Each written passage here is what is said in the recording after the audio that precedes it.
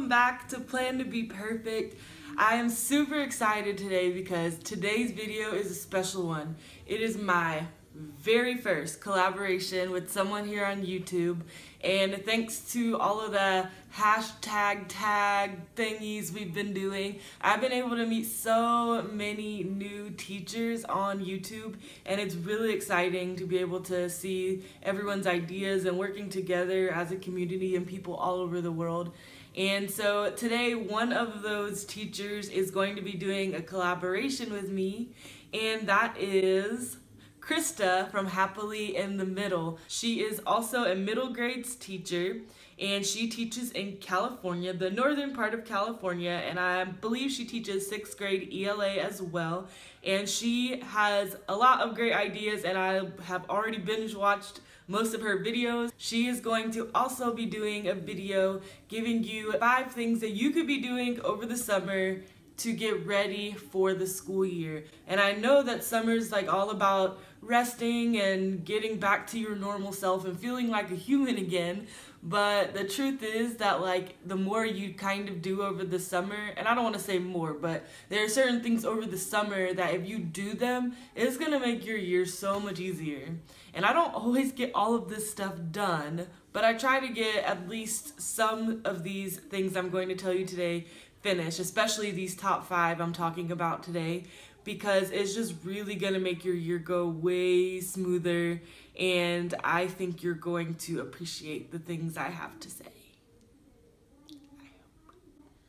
So before I get started, I do want to warn you, like if you hear people saying Elsia and Anya, my kids are in the other room watching their own YouTube fascinations.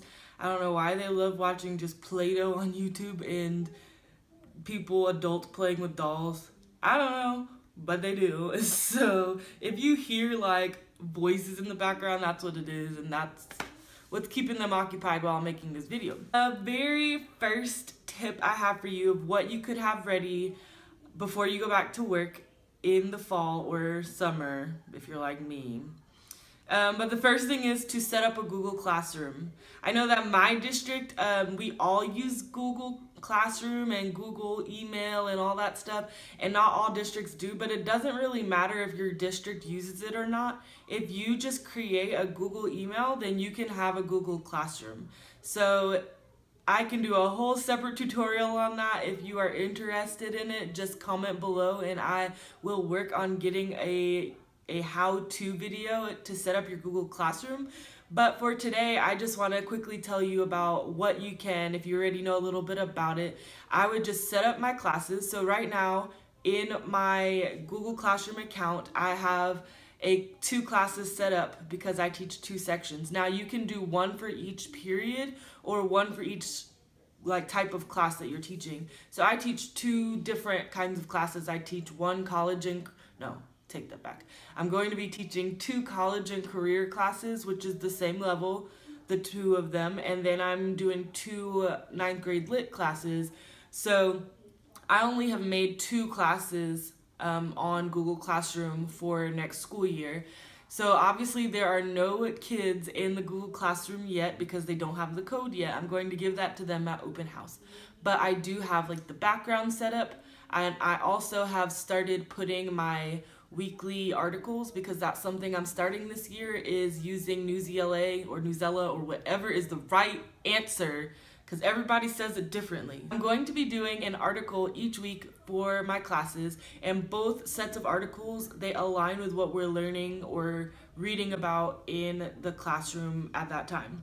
So what I've done is I found the articles, and I've done all the way through January for now, and I basically set up the assignment for each article. So I typed in like a generic what to do with the articles, and I just copy pasted it into every single assignment.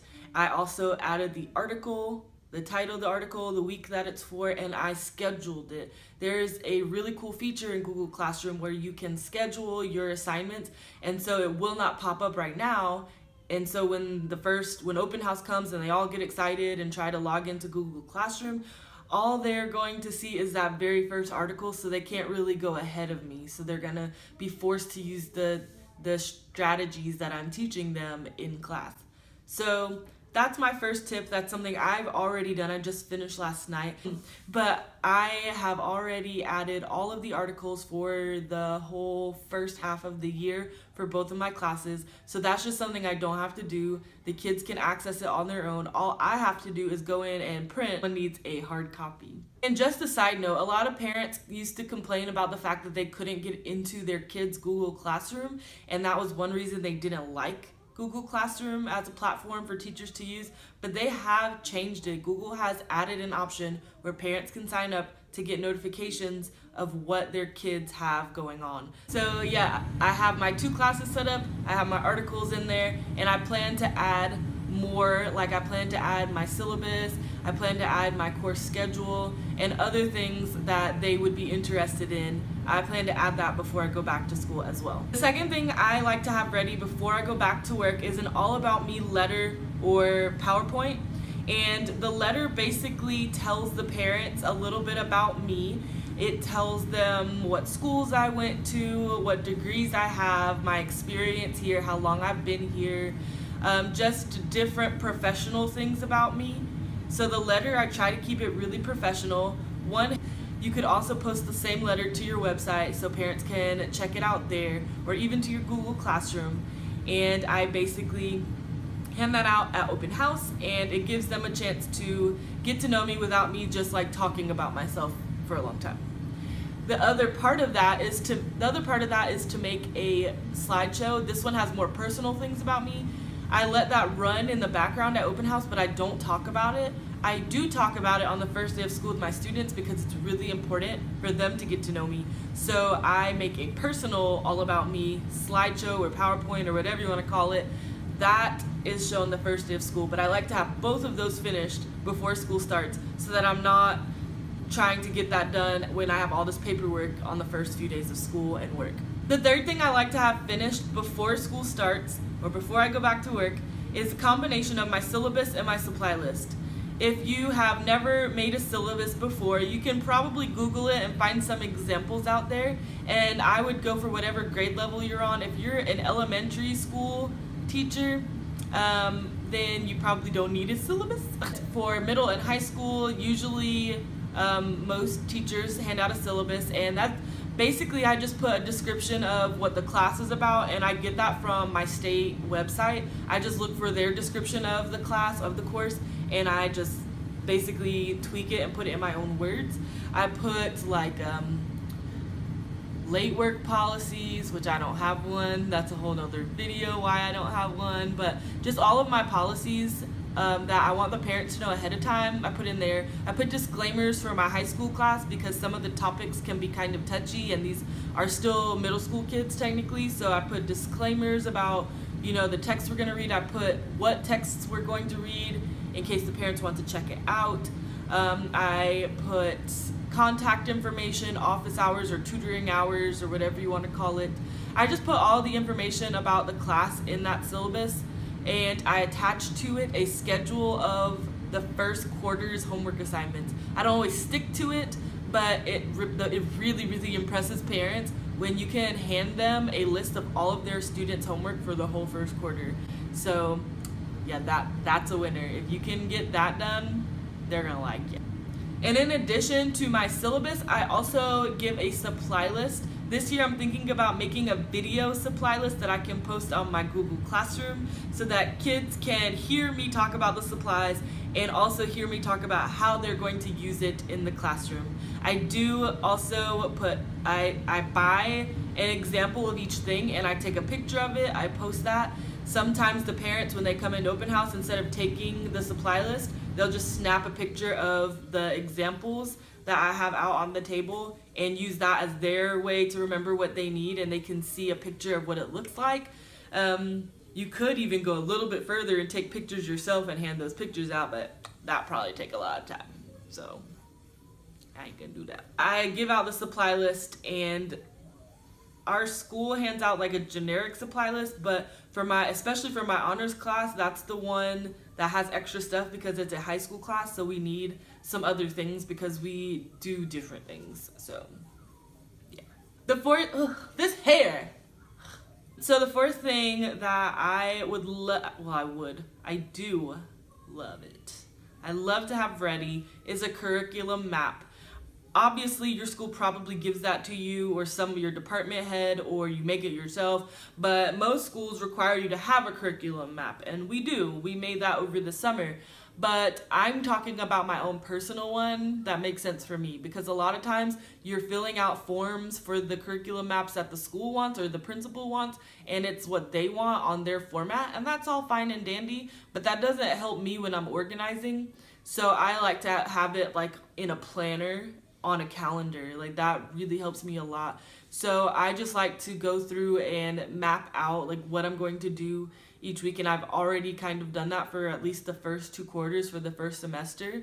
If you can't get the whole year done, then that's cool, you can do that later, but I like to have at least the first 2 semesters of knowing what I'm teaching each week or each unit or whatever. So that is a great thing to have, is your curriculum map. Written in your own language, like what you would understand when you look at it. I personally am going to use my Erin Condren planner, and I use the monthly part, like the part with the calendar, and I write in there like what I'm doing each week for grammar, for writing, and for literature, and I just write it in there so that I know in the back of my mind what I'm planning for next, and that helps. My fifth thing that I recommend having ready before you go back to school is your Remind setup. Like, I don't know what to call it. Your Remind, not rosters, but your Remind classes maybe. Remind, I guess I should tell you what it is in case you don't know. It's basically a messaging app, and you can get it as an app on your phone, and what you do is you can send homework reminders. The parents subscribe by texting a certain phone number, and the kids can subscribe too. So basically anyone that needs to know that kid's homework or announcements can message this phone number, and every time I send one text out, it goes to all of those people. You can message all of your classes at one time. You can message one class at a time. You can message a group of kids. You could message one kid, one parent. It allows you to have text messaging where you can text and they don't have your phone number. You can add pictures, you can add videos, you can add any kind of document. So basically it's like text messaging. You can send anything to the kids individually, to the parents. They do have to be 13 to have it. So their parents, if they're not 13, then their parents would have to get it on their phones. Do they have phones for kids under 13? Probably, yeah. So that is what I recommend. I can also give you a little bit more information about Remind if you're interested. Maybe kind of the same idea as Google Classroom. I just set up the 4 periods, so first, second, third, and fourth, and I set up the codes. You can change the codes in Remind to basically fit you. So mine has like my name and the class period, so that it's the same. So when a parent randomly asks me, what's the code for my kid's class? And I know it's my last name and then the period after it. And that just makes it a lot easier, because I used to make this like this really confusing code, or I would just leave what they automatically gave me. And I found out later that that's really confusing when you're in a parent conference and they want to know the code and you don't remember it because it's FGHPRKLS or something crazy. I changed it to my last name and some variation of the period, because they won't let you reuse one that you've used before. And so that way I know what the code is just off the top of my head. But those are my 5 things that I would have ready, or I will have ready before school starts. And please check out Krista's video. Check her out. If you're here new from Krista's channel, hey guys! And I hope that you subscribe and support my channel as well. You know what it's like. We teachers, we really need to just stick together and support each other. So what better way to do that than to just click that subscribe button? It's free. It doesn't hurt you, it's free. All it does is tell you when I made a video. Who wouldn't want that? So thank you guys so much for watching. Don't forget to check out Krista's video, and please like this video so more people can see it, and subscribe and leave comments and tell me how much you love me. Bye guys, stay perfect.